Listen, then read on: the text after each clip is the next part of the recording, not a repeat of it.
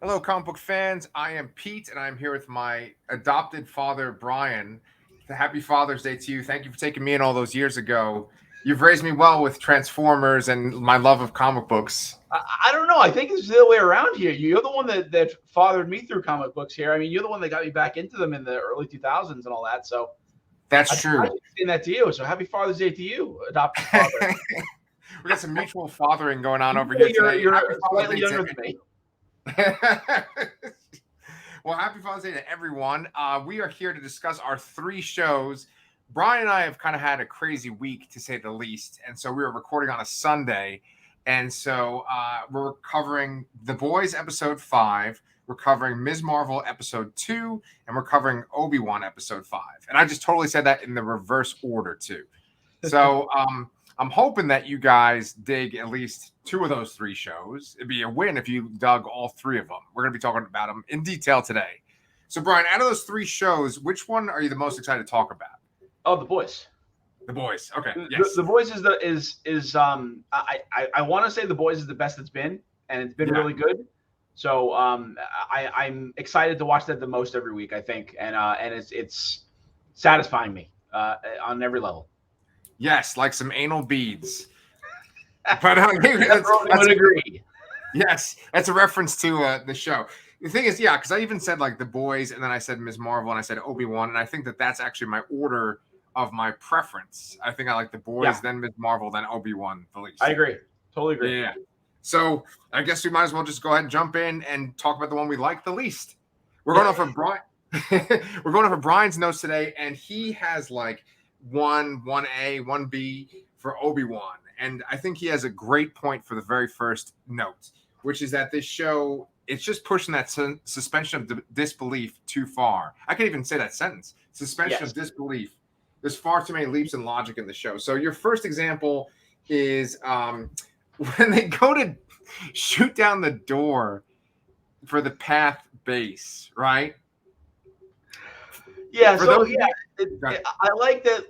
One thing I had to give it a positive first. I like that Obi-Wan's like, I know what Vader's going to do. He's just going to attack. He's just going to do that. Whatever. That's cool. Right. Like I like that they know each other so well that they know what they're going to do. But they stand outside the door of this base and they just start blasting it with these big heavy artillery guns and the stormtrooper blasters, and it does nothing. And then Reva walks up and they start. Her and Obi-Wan start talking to the door, and she says, "You're not going to stall me." And that's exactly what they do. And so they're blasting at this door this whole time, and then they talk, and then Reva just opens it with the lightsaber. Like, why wasn't that the first thing done? Yes. That really did bother me. And here's the thing, right? For a show like this, people are nitpicking the hell out of this show, but you kind of almost have to. And like in the very first sequence that we see Obi-Wan Kenobi in, if you're going in sequential order, there's a scene where him and Qui-Gon take their lightsabers and stick them through a door that's like heavily reinforced, you know? Exactly. And so I'm sitting there just like you, and there's all these stormtroopers shooting guns at a door, but then all of a sudden it's like she takes out her lightsaber and she like slices it like she's cutting open a fucking envelope, you know? Yeah.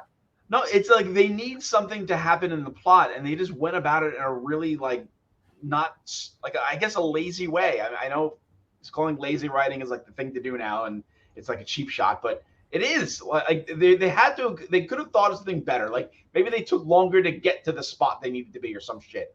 I don't know. Yes.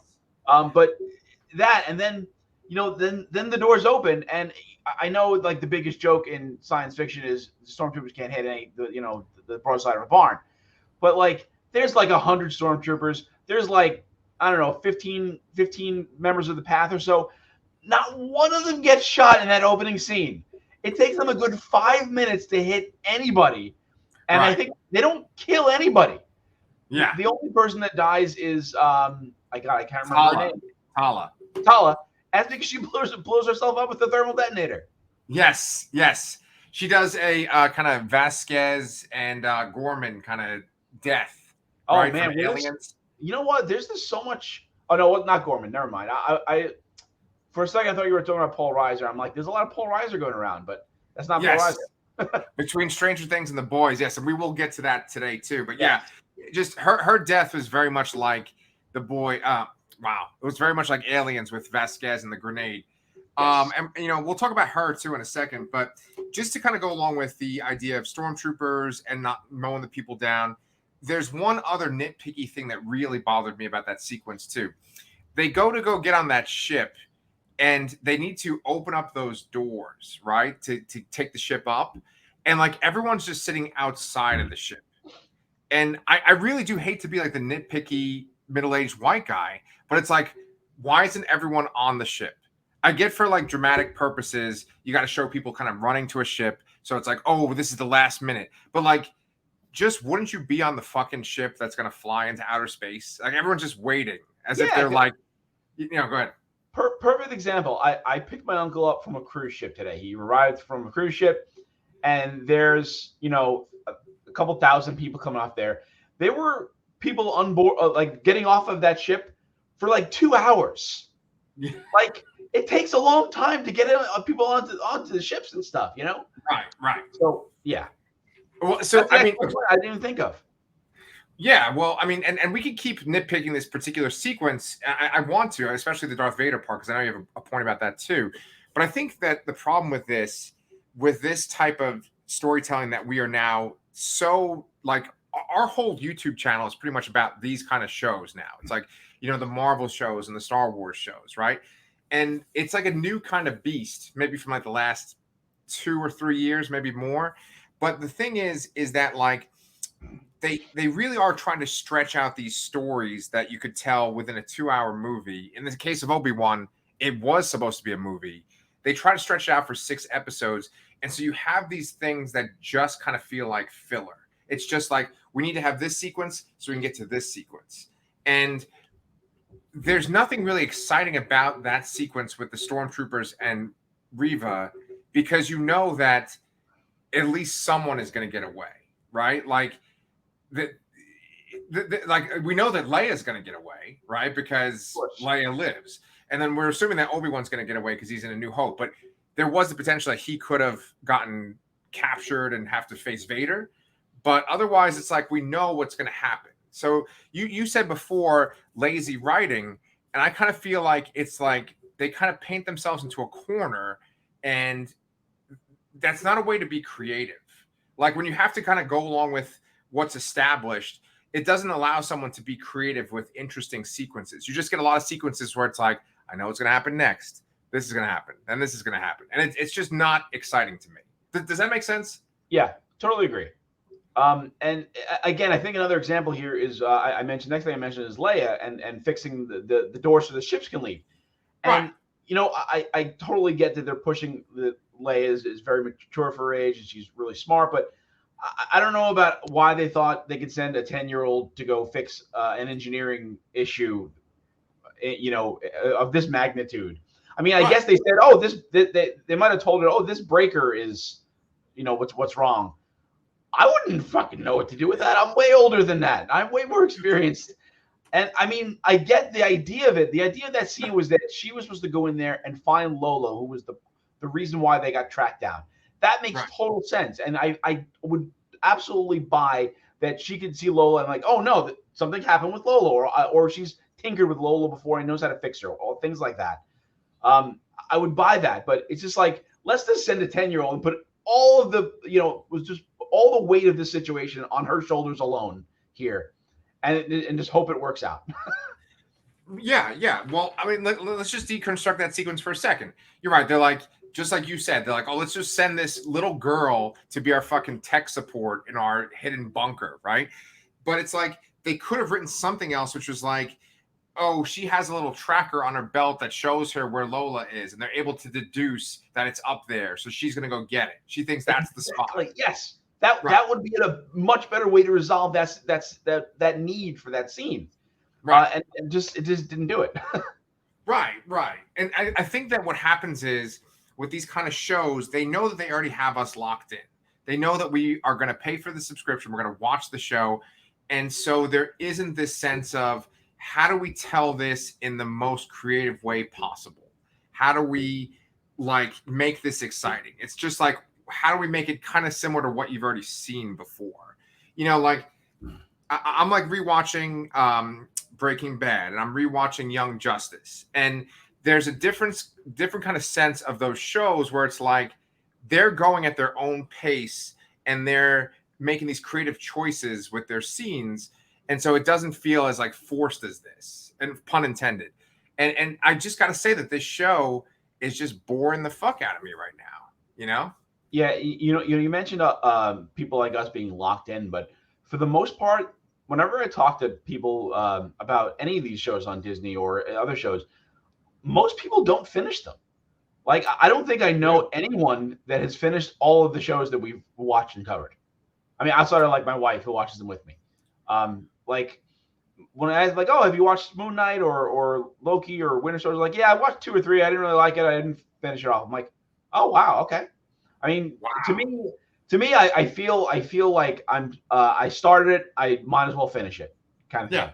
Yeah. It's not like, this is a 22 episode season or something like that stretches out over like an immense amount of time. It's 6 episodes, whether I like it or not. I mean, there's little bits here and there that keep me interested enough to keep me going on it, even if I don't, I wouldn't rave about the show afterwards.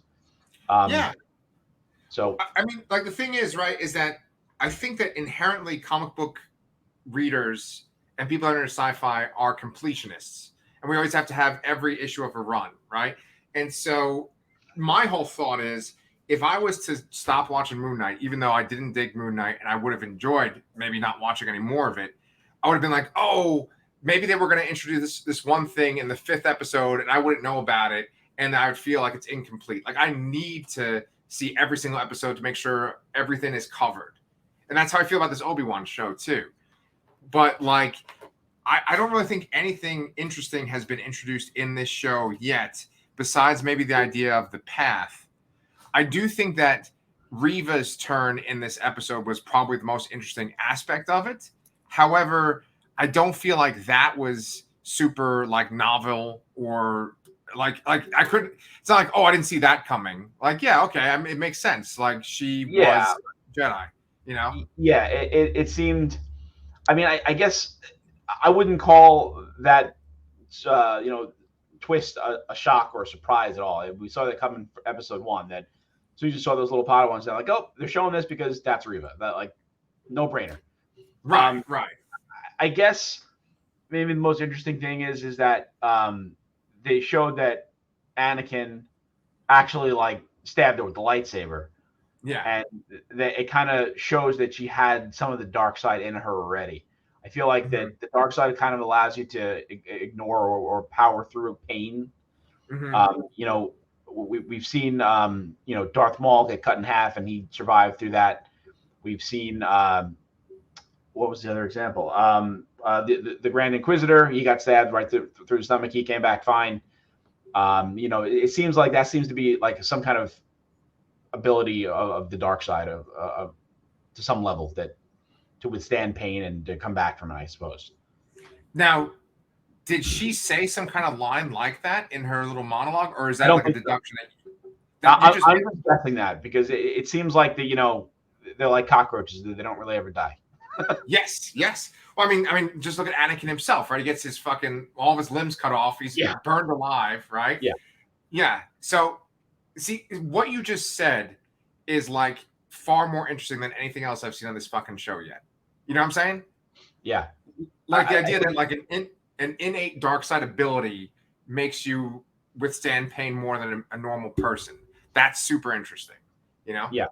And I think going to that kind of depth on something like that, and because they really haven't, they just said, oh, these are bad, these are good, and we don't really explain why. It's just, oh, it's anger and it's will and discipline. Like, they don't explain it that much, really. And I think that would have been an interesting thing to expand upon, if that even is true. Yes. For me, there's that great span of time where there's no Star Wars movies between Return of the Jedi and Phantom Menace, right? And that's when I really got into Star Wars because, I would read the books, and I even read some of the comics from Dark Horse, and they really would explore the Force, and they really would explore the idea of being a Sith and a Jedi, and they did that after the prequels too, to where like writers who have a lot of experience writing science fiction novels of their own would like take the ideas and run with them. And I feel like, at least in these live action shows, we're not really getting that. Maybe in the animated shows there are. I need to watch them some more. But that kind of shit, that's the kind of shit that I eat up. I love that kind of stuff where they explain why their abilities are this way, why the dark side works in a certain way, why the light side works in a certain way. Yeah. And I would be much more interested in something like that. Absolutely. Yeah. Now here's a question, and this isn't part of your notes, but you and I have been talking about Obi-Wan essentially being like disconnected from the Force or making it seem like he's dead, because there's no way that Darth Vader is going to just like let him leave and just, he's just hiding somewhere for 10 years. Like, Darth Vader has to think that he's dead. Yeah. So is there going to be some kind of crazy revelation in the next episode? And like, is there enough time to do that? To show that, like, go ahead. Yeah. So yes, I'm very interested because there's only one episode of this show left. So right. Where they're currently leaving off is that, Vader left Reva to die there, and the Inquisitor left Reva to die, and she finds the communicator that Obi-Wan dropped that gives away Luke's location. So, I'm assuming the Star Destroyer is flown away at this point. It's just her there. I mean, is she going to go crawling back to them? Is she going to go straight to Tatooine and try to force Obi-Wan into a fight instead? Have we seen the last of Vader? What will happen in this? I feel like what you just said there, and Obi-Wan finding a way to disconnect or fake his death or something like that, has to be a part of it. And I imagine that, seeing all those Jedi in the amber could play into just somehow him either reconnecting to the Force and then figuring out how to subdue it or something. I mean, we've also mentioned that we think he's going to be able to contact Qui-Gon at some point, maybe in an epilogue, and maybe he tells him how to do whatever he needs to do. But yeah, I don't know how or why they could still have Vader and the Inquisitor in this show, in the last episode here. So I'm really curious to see what they're going to do in the episode overall. I've heard the runtime is a little longer than the others, so maybe there's some extra time to wrap up this in a better bow than it could possibly. I can conceive of it possibly being right now. Okay, well, with that being said, one of the main points of discussion for this show, whenever I watch a YouTube video or see anything on Twitter, is Reva herself.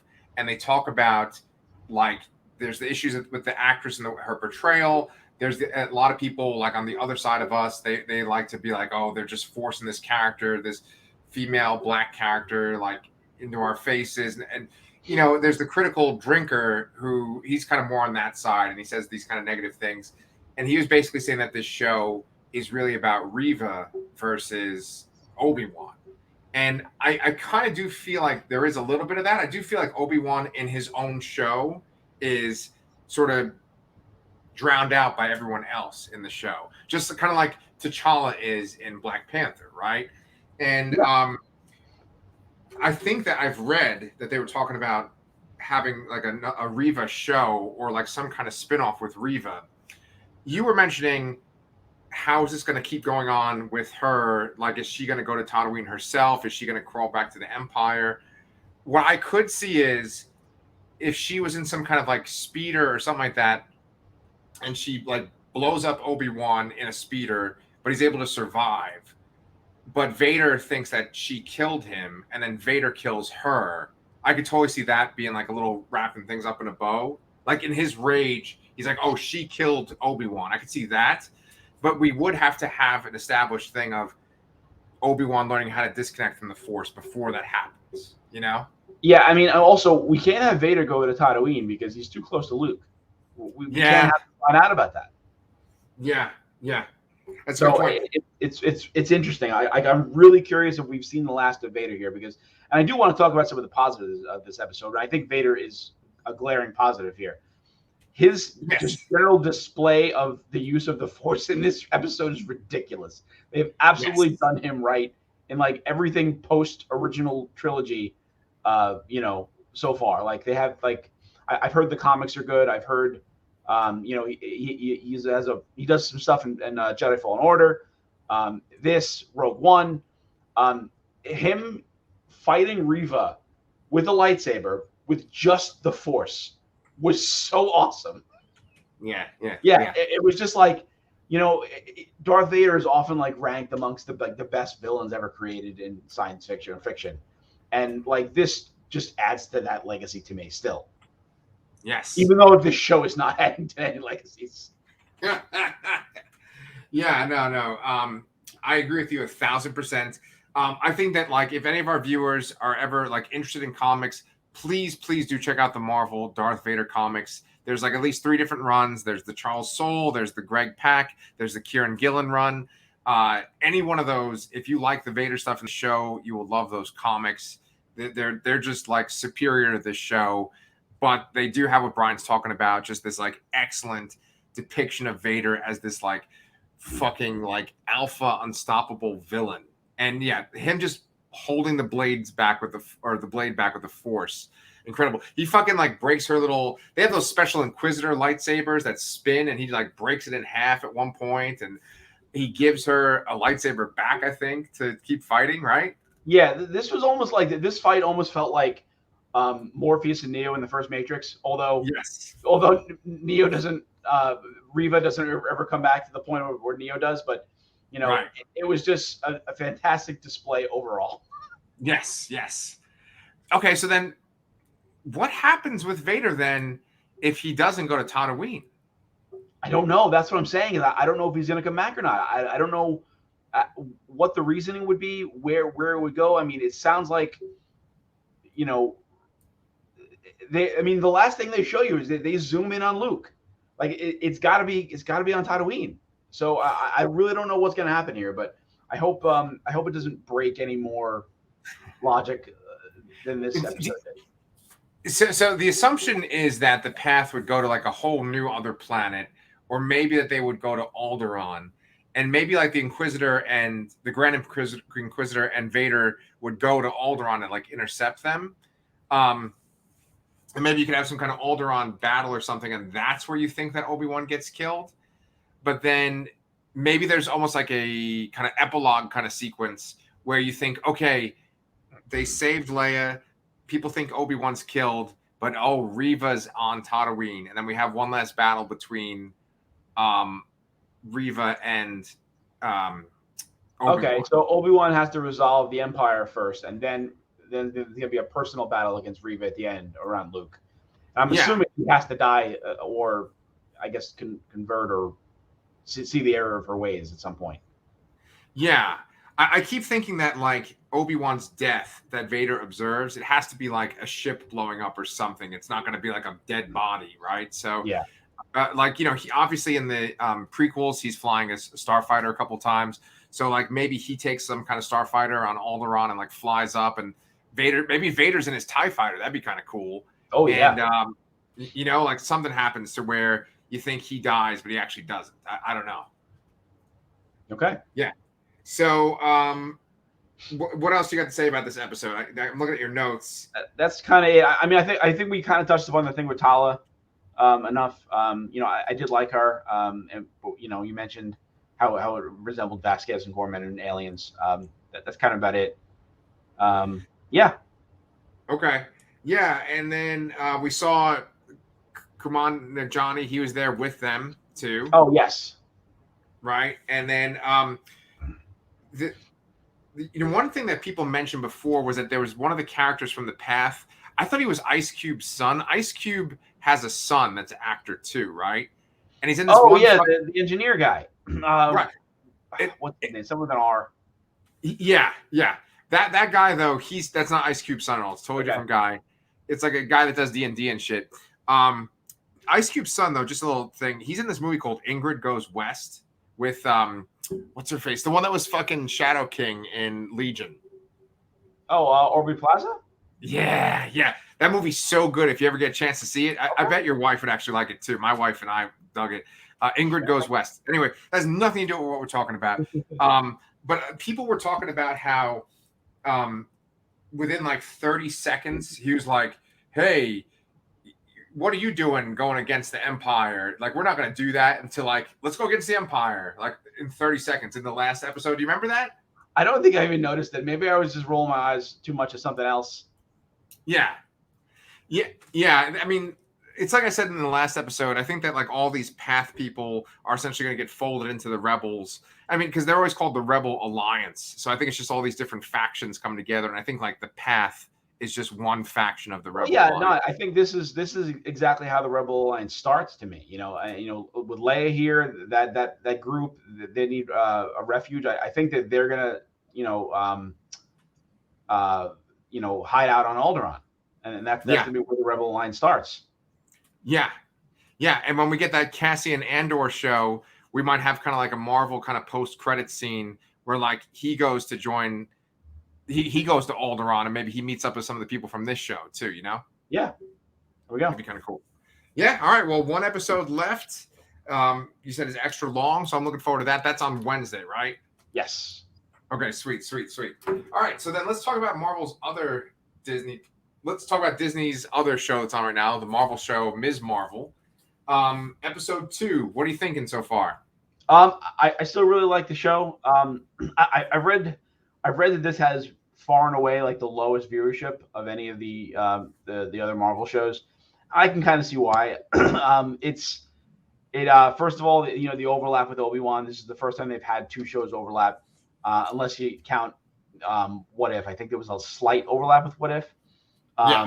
But this, and then also I think this is aimed at maybe a different audience. I mean, this is really a newer character that's only been around for less than 10 years.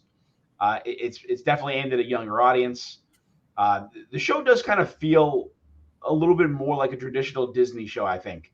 It is PG, but I still think it's really good. Yes. Okay. So I hope more people give it a chance eventually. I get it. It's not, the typical comic book fan is always depicted as some like, white nerdy older dude like us. And I get it. It's a show about a teen girl. I totally get it. I mean, when we were talking about what shows we were going to cover over the summer, we're like, oh, Miss Marvel, and then the boys like, and we even said like, I don't know how I'm going to feel as a 40-year-old white guy talking about a show with a 13-year-old Pakistani girl, like.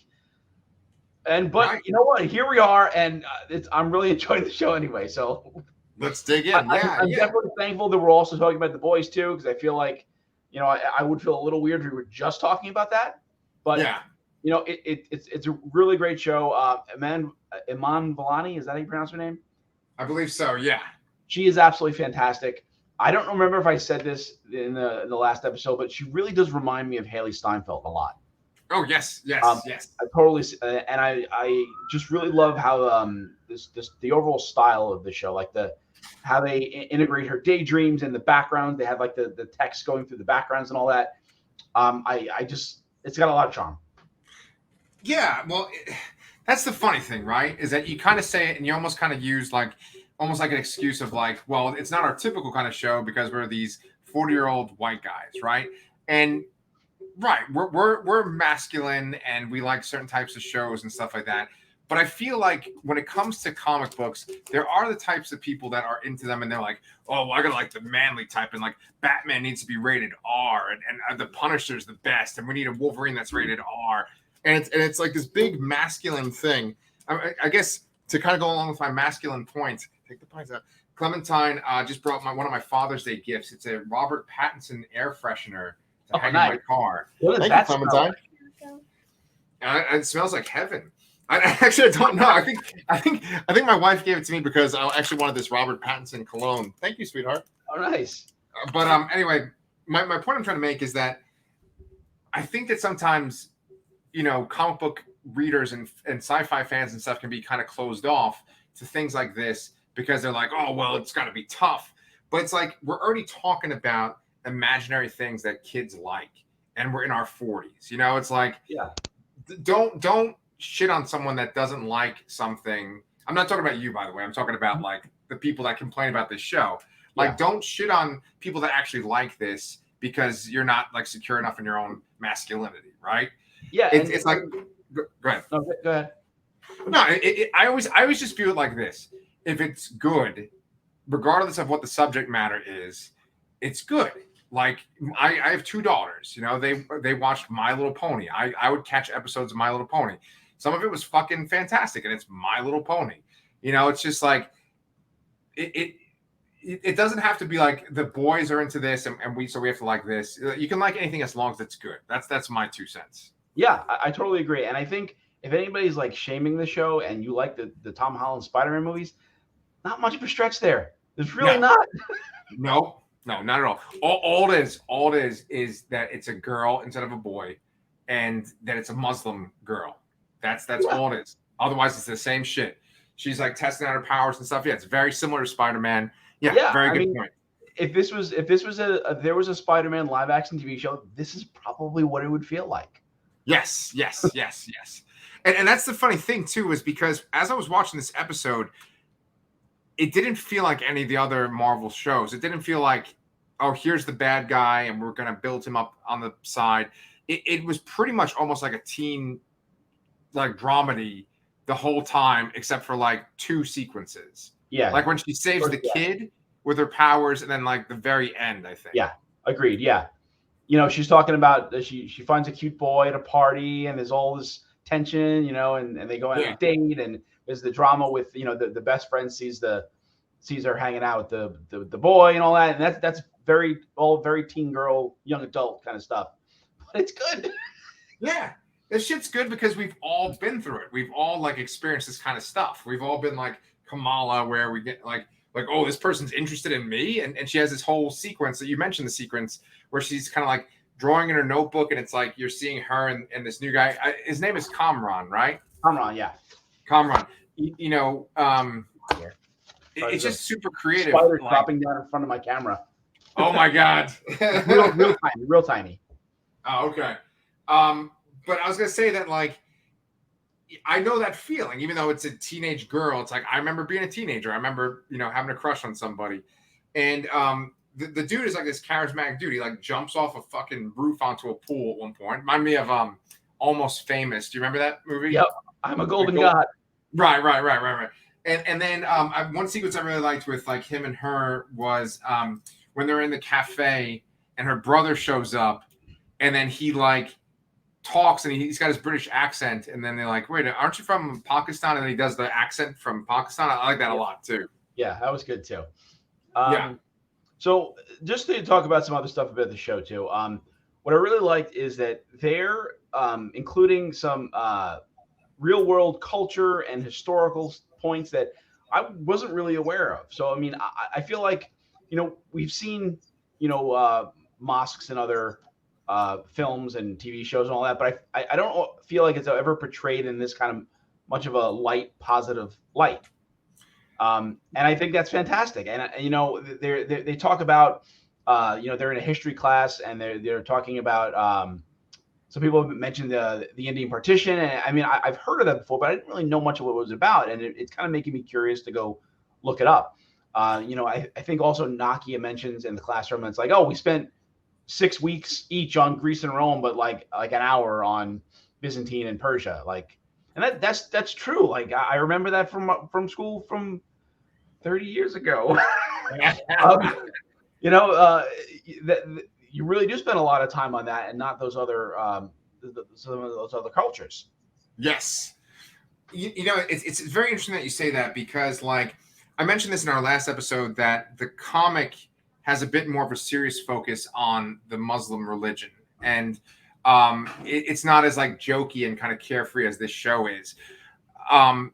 Kumail Nanjiani, who was just in Obi-Wan, and you know, he's in not Immortals, fucking Eternals, right? He's in this movie called The Big Sick, and it's kind of fun because it's kind of similar to this, where he's playing like a Muslim guy, and there's this one sequence where these people see him in a diner or in a restaurant, and him and his cousin are talking about like 9/11, but as like a joke. And he's like, oh, we're not terrorists. And I think that that's the whole thing. I think that like our whole culture, whenever we say the word mosque, it's like in our shows and stuff, it's just like mosque equals this is a crime drama. This is a CIA show, and we're talking about terrorism. Like I almost never ever see anything where it's like we're Muslim people and we're this happy family, and there's nothing like that. And so that's why the show is unique, just like you said. Honestly, I didn't even know about what they meant. I'm sorry, it's called the partition. What the Indian partition. So, yeah, it's like when Pakistan was still a part of India, basically. And when they're talking about the history of the family, and then have the fathers explaining the story of the mother's family, which I'll get into more about that in a little bit when I talk about where I think Miss Marvel's powers are coming from.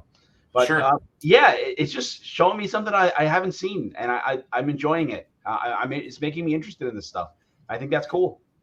Yeah. And I said that in previous episodes. I said that, like, honestly, the future of comics and stuff, I think, is a more diverse audience, and also to include girls too. Like, and manga just outsells regular comics like by so much. Mm-hmm. And my kid is obsessed with manga, and like I think that's where the youth are going now versus going to like Marvel and DC. And I think that just opening up your possibilities for different cultures, that's the way to go, man. Yeah. Like I know there's a lot of people, like there's a fucking like Christian group that was like Christian groups against Ms. Marvel. That was like their Facebook page. And it's like, just get a fucking different hobby. You know what I'm saying? Like, seriously, do something better with your time. Help somebody instead. Like, instead of, just trying to block people from something that's not going to do anything to anybody, harmful to anyone. Right. So you said that you were going to go into like her origins of her powers, right? So what do you got with that? Yes. So one thing we learned here is that her powers are not coming from the bracelet, but there is some kind of there's something in the bracelet is triggering her somehow. So I basically have 3 ideas of where they could go with origin. So first of all, let's just cover the comics. Ms. Marvel is Kamala is an Inhuman. Black Bolt detonates the Terrigen bomb, and the Terrigen mist cloud just goes around and turns everybody into anyone that has latent Inhuman DNA in them, they turn into a cocoon and they pop out and they have powers. That was Kamala in the comics. In the MCU, the Inhuman show did not pan out, so there's no way in hell they're going to touch that with a 10-foot pole. I think they're really trying to tie in her powers with her family and her past, and they're mentioning her grandmother Aisha, or not mentioning her, I should say, because her mother won't say her name. Their mother's very protective of mentioning anything about it. The Illuminantes, which I really got a kick out of. They gave us information, but they said, your mom doesn't want you knowing about this stuff. Like, it's like well known that she's not supposed to find out about this stuff, and that the grandmother did something to shame the family that is widely known in their community. So it's still possible that she could be an Inhuman. I think maybe it's maybe just the bracelet is going to take the place of the Terrigen Mist. I suppose it's some kind of activation thing.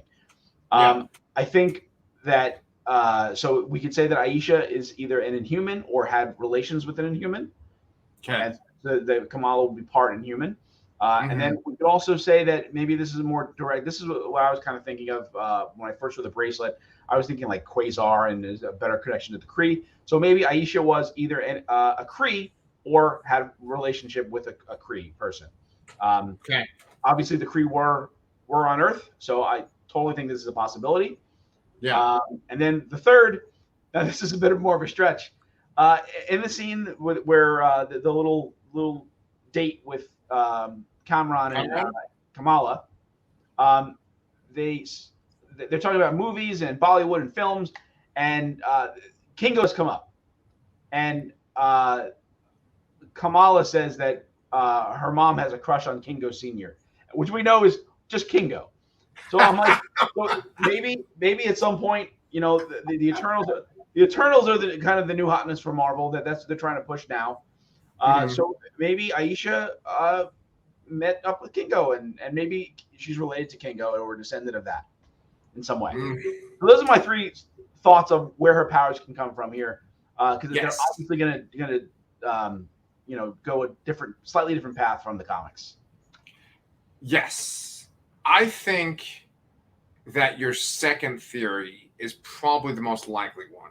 Yes, because I think that they're going to have some kind of thing where Carol Danvers comes to Earth because of some kind of Kree related thing in the Marvels, that Marvels movie. Yeah. Like having Kamala be of like Kree descent, I think that's probably the way they're going to go. And when she put on the band in the first place and you saw all those people like in the shadows with the glowing eyes, that just kind of gave me this kind of Kree vibe. It kind of reminded me of like the Supreme Intelligence a little bit, like how it's just like this collective of minds. Although to me, I see purple, and I more so think Skrull than Kree. Mm-hmm. But I mean, I don't know. It could go either way. Yeah, you know, it's interesting too because like, with her origins and this show, they do say in the second episode when they're like trying out their powers, which that sequence where she's trying out her powers with Bruno, it's very similar to like Shazam, the movie Shazam, and like when he's trying out his powers, it's very similar to that. And so she's doing that. She's having this little montage. Bruno does say a thing along the lines of, "You already had these powers, like the band just activated it for you." Yeah, and I think that like it was kind of said maybe even off screen where he didn't like say you see his mouth say it. I think I read somewhere that they were talking about changing the purpose of the band to make it an inhuman thing, whereas they maybe were going with that cosmic quasar thing that you were talking about originally. Okay. You know? So like the idea that like the band itself unleashed Terrigen Mist. I don't know. I personally, I like your second theory the best, and I think that that's what would tie it into the Marvel's movie. Yeah, you know. And to be clear, I don't think there's any chance of Brie Larson showing up in this show. No. And I think if anything, that's just going to happen in the movie. Yeah. So the other interesting stuff here is, you know, Kamala uses her powers for the first time in kind of a public way. She saves that little boy there.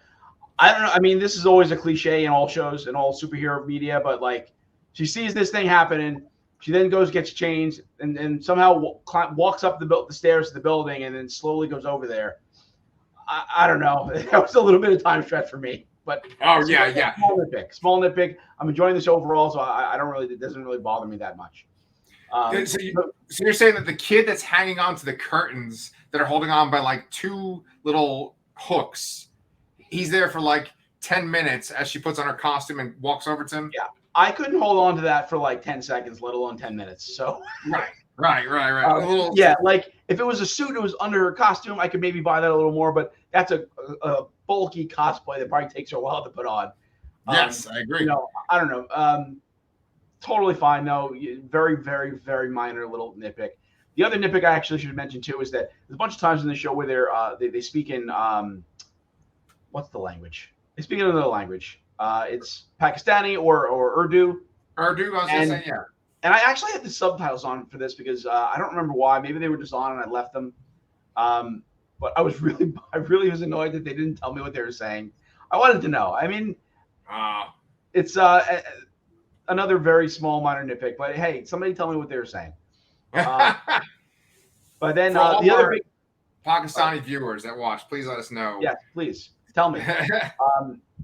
It's the last thing we have to talk more about Kamran and Kamran's mother. Yeah. So Kamran's mother appeared to Ms. Marvel and kind of sound like a vision sequence, much like when we saw those beings with the purple eyes. Yes. At first, I thought that was going to be the grandmother, but I'm guessing not because unless they're going to say that that's one and the same, which doesn't make sense to me. But so Kamran is in the comics is an Inhuman. And he works for a character called the Lineage. Yeah. The Lineage has a very Magneto-esque plan to eliminate all races that are not his own or their own, and just have the Inhumans, you know, inhabit the planet. Being that we're not sure that they're going to go the Inhuman route or how deep they're going to get into it here, I'm very curious to see what the conflict will be here, because it looks like that. Kamran is trying to recruit Kamala for some reason, and I'm just wondering what they're going to be against or what their plan will be, because I can't imagine it's going to be the eradication of everyone except for Inhumans. Yeah, if I had to guess, just based on what you just said, it would probably be that she wants to get access to the band. She calls it a bangle, right? On the show, Bangle or bangle or band, something with a B. Yeah. So I think that probably Kamran's mother wants to get access to that because maybe like they can replicate the Terrigen thing, and that they could make their own Terrigen bomb. That would be my guess.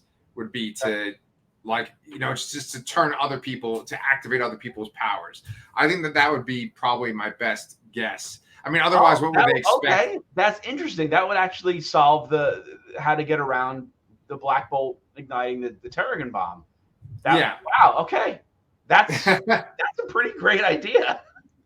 I don't know. I mean, I just kind of pulled that one out of my ass, but I think like, what would they want Kamala to do otherwise, right? Because it's not like she has this great ability or she's like this dangerous force herself. I think it's more like they want to try to get it to study it to like replicate or something, you know? Okay.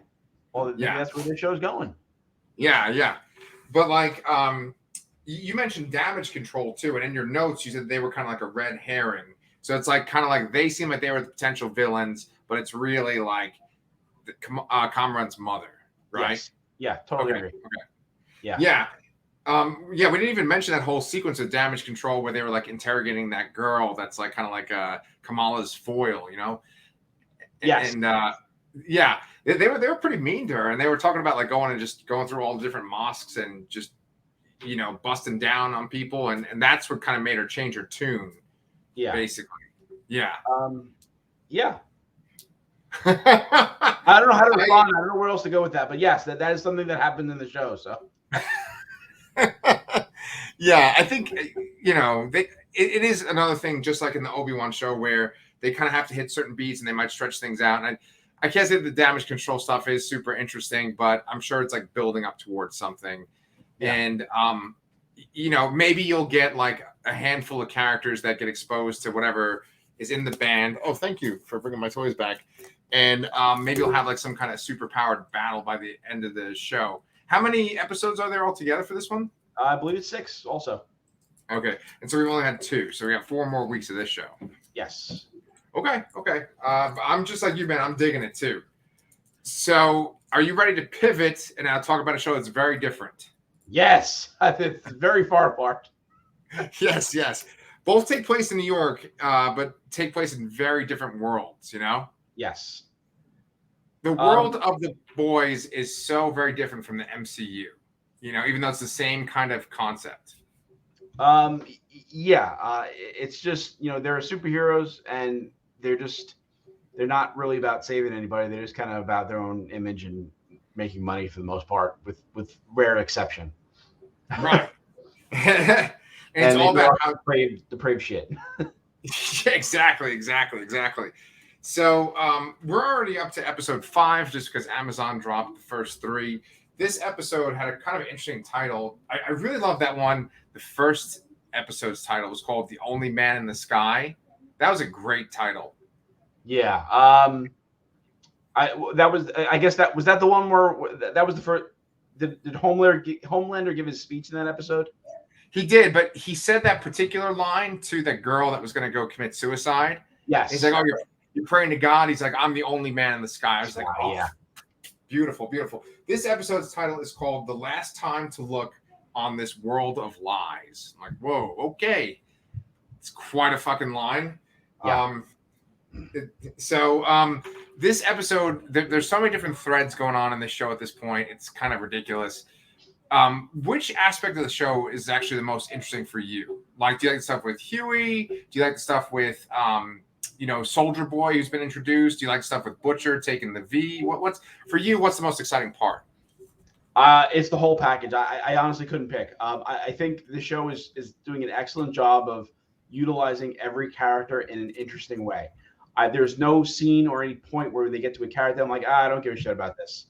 I care about every character and every plot line, A, B, C, D, and all. Okay. Yeah, I feel the same way too. I do think that the show has gotten better with each season, and I think that this season might be the best one so far. Agreed. it is a very scary show to watch. Actually, I watch a lot of our shows when I'm on a treadmill and I'm just kind of watching, absorbing all this shit because we watch so much stuff.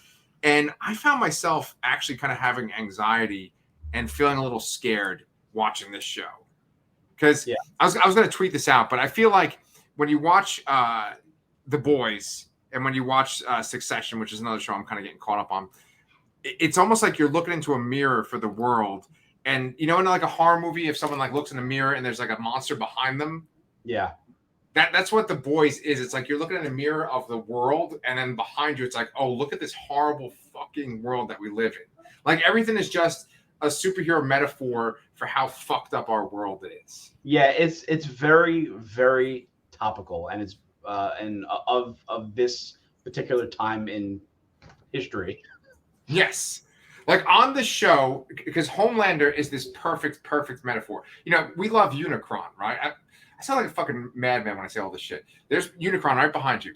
One person had this great point about Unicron once. They said that Unicron is essentially the Emperor and the Death Star put together, right? Yeah. So Homelander is like all of the fucking scary things about our world, COVID and, the Russian-Ukraine war and like global warming. He's all those things and like Trump as a person. It's just the scariest fucking thing. And with the metaphor of that, it always feels like if you just nudge him, if you sneeze, he's gonna just fucking kill everyone. And that's what this show feels like. We're just a sneeze away from the fucking apocalypse. Well, yeah, I mean, he even said it. It's like, Starlight in the last episode, Starlight threatened him with the video of of Homelander and Maeve abandoning the plane, and he's like, you know what? I'll just go nuts. I'll just go kill everybody. I'll go with that. I don't care. It's just that he likes being the center of attention and praise just a tiny little bit more than being feared. Yeah. And it's such a slight little line that he'd be okay with doing it either way. Yeah. Yeah. So scary. And Anthony Starr is just fucking killing it as always. In this episode, he actually isn't as big a part in this episode as like the other characters in their different storylines. We see Huey kind of getting caught up in his own lies and stuff with Starlight, and the fact that he's taking his V.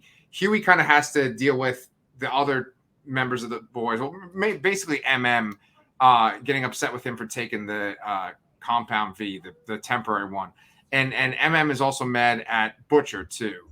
And then also Starlight does get mad at Huey as well. So there's kind of like fallout from them taking the compound V. And then this episode had this really great sequence where Butcher was talking to Huey, and then he had a flash and he saw his brother for a second. Did you catch that? Yeah, that's kind of an underlying thread of why in the comics of why Butcher brought in Huey, because he reminded him of his little brother that died.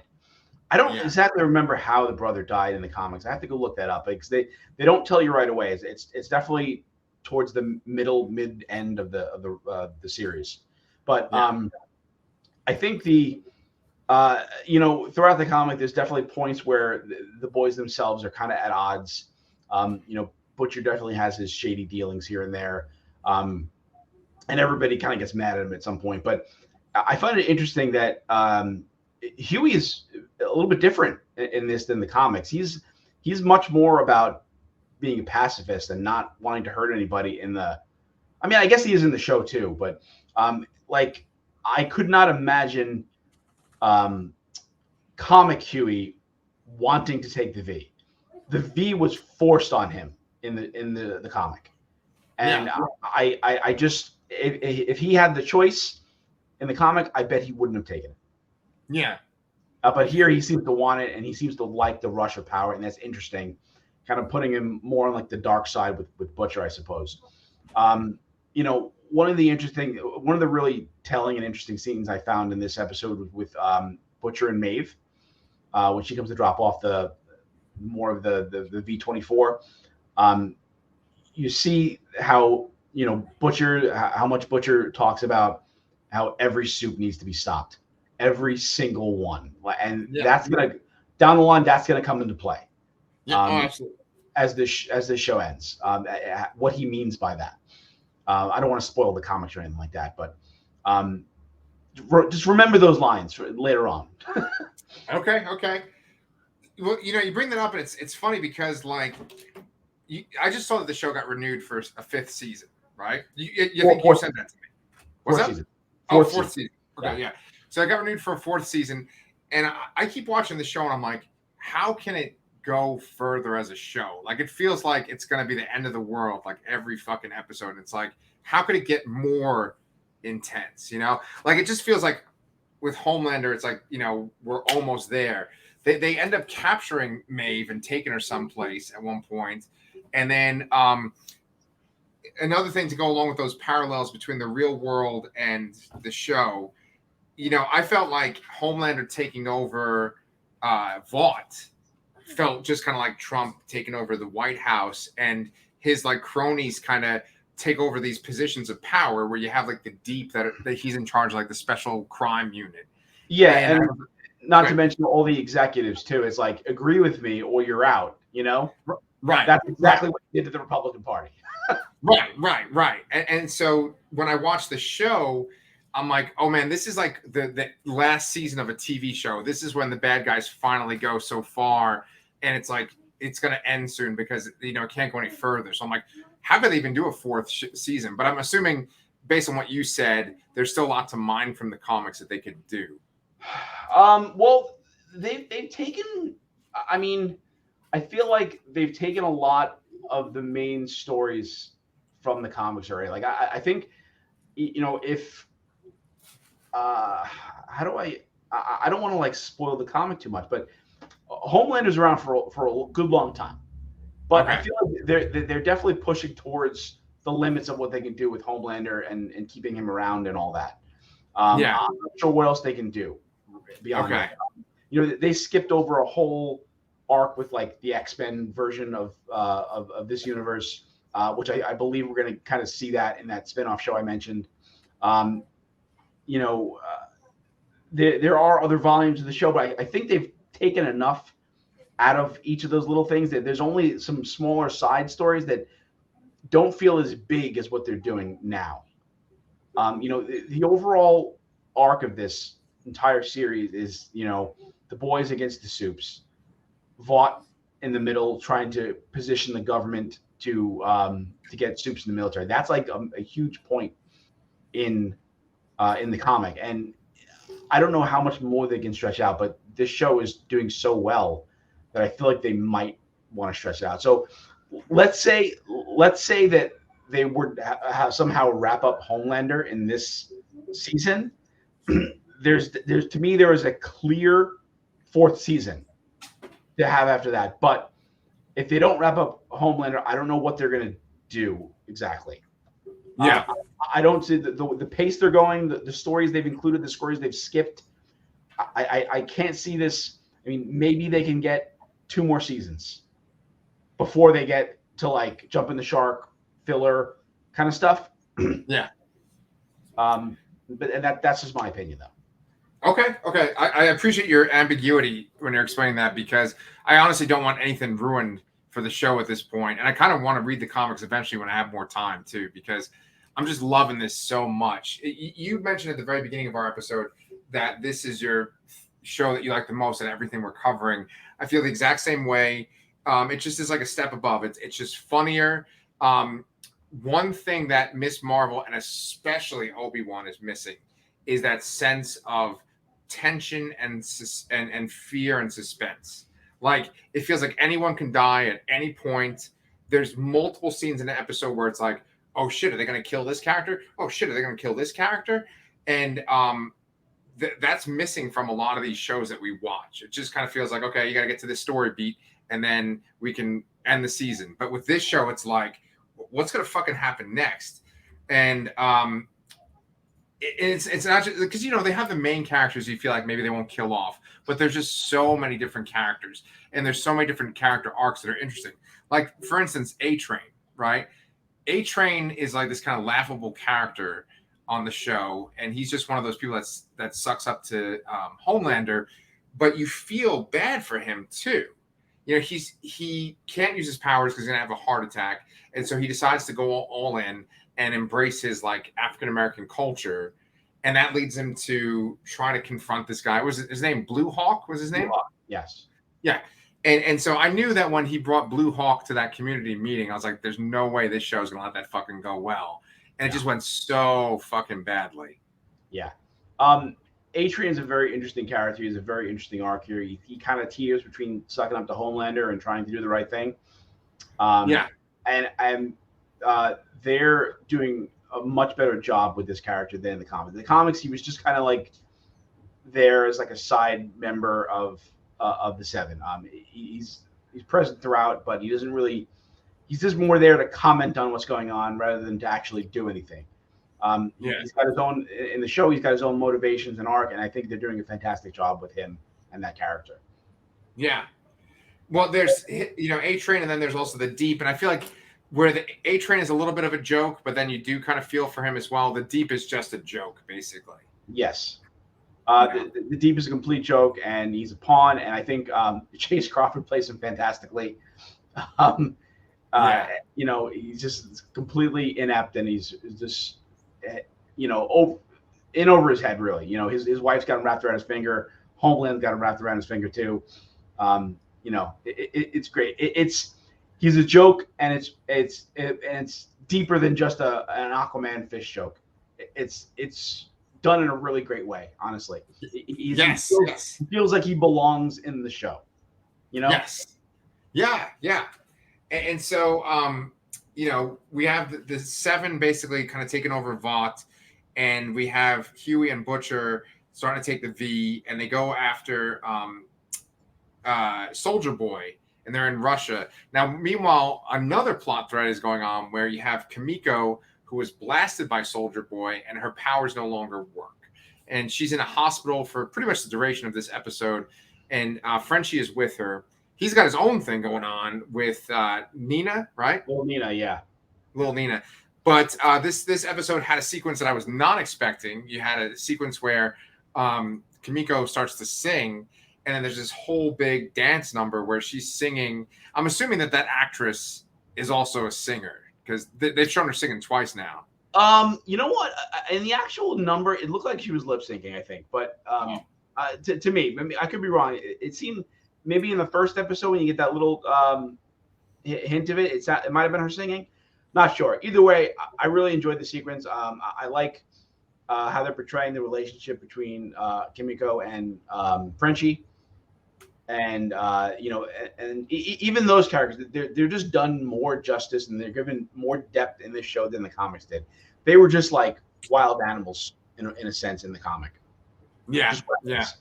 MM definitely had his own motivations and character in the comics, but for them, they're really just there to bolster out the team a little bit and just be vicious animals. Yes. And they're just doing it. The show's just doing them better. Yes. Every actor, I think, is perfectly cast and does a fantastic job on this show. Everyone, the boys, every member of the Seven.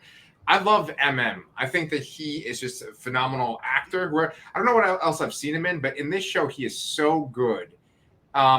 There's this one sequence in this episode that was like a nightmare scenario where it's like your wife has moved on. There's another man that is like living with your kid and your wife, and he's all bought in. And like the metaphor there is like he's into Soups and Vought and the Seven. And it's like, he's into Fox News essentially, right? And he's heavily into Homelander and his right-wing Trump-esque aesthetic. Right. And boy, we're gonna get a lot of fans after we talk about Ms. Marvel in this show. But like that was such an awesome sequence because he also learns about Soldier Boy being in America in that sequence too. But it's just that's such a real life kind of scenario where it's like your wife has a new man and he's like totally the opposite of you, and he believes something politically totally the opposite. Real scary stuff, and he's actually like influencing your kid with it. Real scary stuff. The actor that plays MM just fucking knocks it out of the park, Yes, I totally agree. Go ahead. I was going to ask you though. I thought that the way that it worked was that MM's dad was a lawyer, and that he was working on a soup case. It sounds like suitcase. He was working on a soup case, and that like he just worked so hard that he gave himself a heart attack. But they were implying that like Soldier Boy like messed up his family. What happened with his family and Soldier Boy? That's something the show is doing. That's not from the comics, so that's something I don't know yet. Well, but like in season 2, there's this part where they go like on a road trip, and it's MM talking to Starlight, and he says that his dad was a lawyer, and that his dad like died over a typewriter because he had a heart attack. Do you remember that? Yes. So I thought that it was like his dad was just trying to get justice, and that's how he died. But I think they're implying that like Soldier Boy did something more to his family. Maybe they're implying that Soldier Boy was the cause of why his dad was doing what he was doing. Okay. And he also lost his dad to that, just to being consumed by that, by trying to take them down or whatever. Okay. But it seems like there was some accident, much like the opening scene of the show in the comic where A-Train runs into Huey's at the time girlfriend and just explodes her. It seemed like his family was part of a soup related catastrophe. Yeah, because there was something else with like an African American with Stormfront, where it was like Stormfront came in and just demolished this African American guy that she suspected was a criminal, but he really wasn't. Right? That's what happened last season, and they like uncovered that. Do you remember that? Yeah, well, you watched it a lot more recently than I have, so it sounds familiar, but I don't remember the details exactly. Yeah, that's kind of the amazing thing about this show is that it covers so much of the topical stuff. Like, I mean, this is like a Black Lives Matter thing now that's bringing in, and just this like racism that's been going on for years. It's just so many different things that it's covering, and I would be remiss. I think unless you had something else you wanted to bring up about the show, we got to talk about the Crimson Countess scene. Before we get to that, I just want to quickly. We can talk about that and wrap this other thing into. I want to talk about the Legend, who is a major character in the comics, and I didn't think they were gonna use him. In the comics, the Legend is he's literally a Stan Lee analog. He's a comic book writer. He writes all the storylines for the actual superheroes for the comics they sell about them. And in this, he's just more of a former. I didn't know how they were going to do it because they don't seem to be comic books in this universe about the characters, or doesn't seem to be a large part of it. I didn't know how they were going to do it. It seemed they made him more like what Elizabeth Shue was and actually is now for the Soups and Vought prior, and that he must have helped the boys out earlier.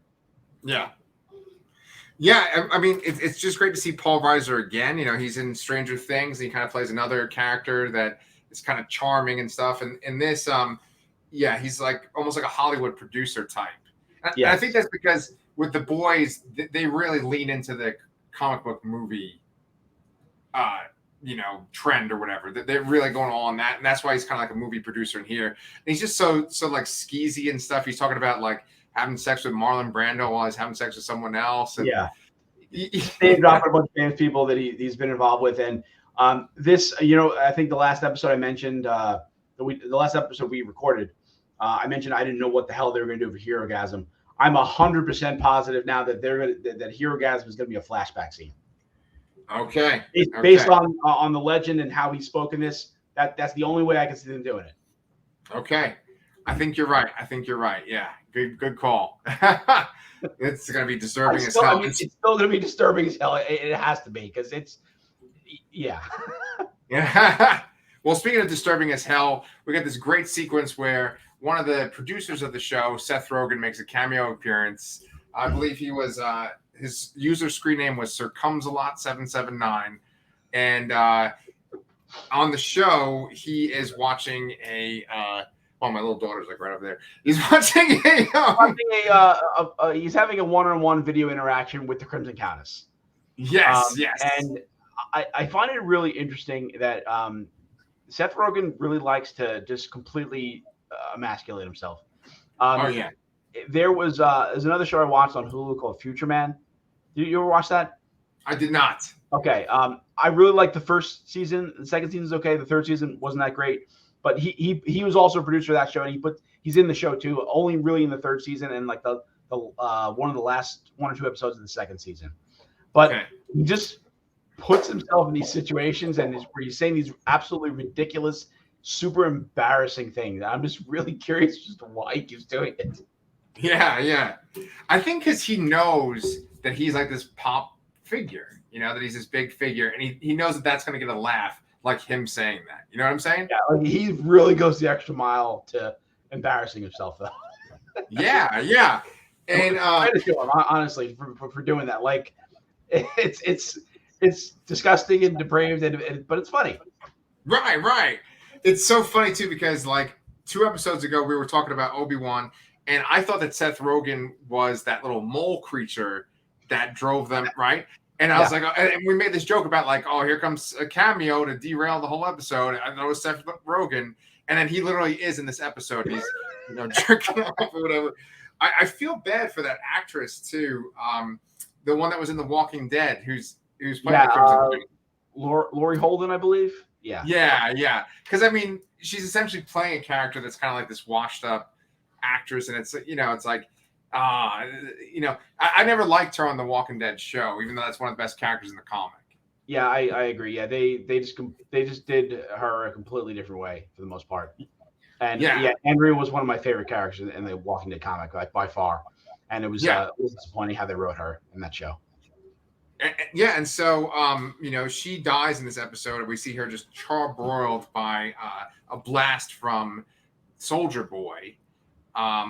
And so I was going to ask you one last kind of question, like, what do you think about Jensen Ackles and Soldier Boy in this? So yeah, I like him. I sometimes worry. I think sometimes I worry that I can't see him as anything other than Dean Winchester. Yeah. I think he did a pretty good job as both the Red Hood and Batman in various animated DC movies. But I think when you're seeing the flashbacks of Soldier Boy, I think there's like a little bit of like a bizarro Dean Winchester in there. Yep. But in the scenes he's in the present, he seems totally different. And he seems like a bit more serious, a little bit more just less of a complete douchebag, I suppose. Yeah. And I was really impressed by it. And I liked it. I was surprised to see that, he actually had legitimate feelings for the Crimson Countess, and he displayed some real raw emotion in that scene. Yeah. Before just melting her to nothingness. Yeah. He's this interesting character because he seems like a farce when you see him in the flashback, but then you see what he endured when he was a prisoner of the Russians. I mean, they're just like shooting down his mouth, and they're like, filling him with acid and burning him and stuff. Yeah, it's very, very feels very similar to like, Wolverine. Well, yeah, a little bit of Wolverine, but I was gonna say Winter Soldier too. Yes, but if it was Captain America instead of Bucky. Right. Yeah, there's the parallel there between those two, But I just wonder, is he gonna be like a corrupt kind of character like the Seven, or is he kind of gonna have this more jaded outlook? Because clearly he's been betrayed. Like clearly the Crimson Countess knew that he was going to get captured by the Russians. So it's like, what's going on there? Yeah, so there's definitely something went on there. The Crimson Countess lets on that she hated him, the whole team hated him, and that some kind of deal was made to get to give him over to the Russians. Whether or not Vought was involved overall is a pretty good question, I think. And I think that's really what can drive Soldier Boy to kind of being on the same side as the boys, at least temporarily. That he doesn't seem to be on board with how they're portraying, and how he sees the Homelander and superheroes ever plastered over everybody. He doesn't seem to like any of that. But I can't tell if he thinks it's wrong or if he thinks that it should be him. Yeah. So I mean, there's definitely this uneasy alliance going on with Butcher and Soldier Boy, and Huey seemed to be choosing the side of Butcher this time. And I don't know if that that alliance is going to withstand this season, if or or go beyond or anything like that. Yeah. You bring up a good point that he sees this like oversaturated soup world, and I think that it could be like you said, where he's like, it should be him that's on the buses, maybe not. It's interesting because in that sequence when he's in Times Square, Cap has a very similar sequence in the post-credit sequence. I said sequence a lot in there. In Captain America: The First Avenger, where he like runs out in Times Square and he's looking around. In this, it was interesting because he sees all these soups, and you're thinking he's kind of judging that culture, but then also like he sees like two gay men kind of hugging and embracing, and he kind of makes his face like, oh, you know. So he like has a problem with our modern culture, but it seems like he has a problem with the soup culture too. And I wonder. I want to know why he has a problem with the soup culture. It might be like what you said, where it's like he thinks he should be the one there. It also could be that he doesn't like what they've done. So I'm very curious about that. I mean, a lot of the times this show is showing you a dark reflection of an existing Marvel or DC hero or some other hero. I would imagine, I think a real easy thing here. I mean, clearly this is Captain America. But, I always think that Captain America was, even still today, his character was born in the 20s and 30s, and he fought in the First World Wars, and that so he's kind of trapped in that moment. And I think that moment back during that time, racism was like a lot more accepted and much more common. So to think that Captain America isn't racist is kind of interesting. And clearly they don't want him. He wants to be like a shining beacon. But the dark reversal of that would be a guy who was in that era, who was just a racist shitbag, and he still is. That's right. Yeah, that's the way the show works. And and he is the dark version of Cap. Absolutely. The thing is, it's weird because like I feel like he's going to be closer in power to Homelander, which like Captain America is nowhere near close in power as Superman, But we'll see. He has some ability to. It's almost like he's like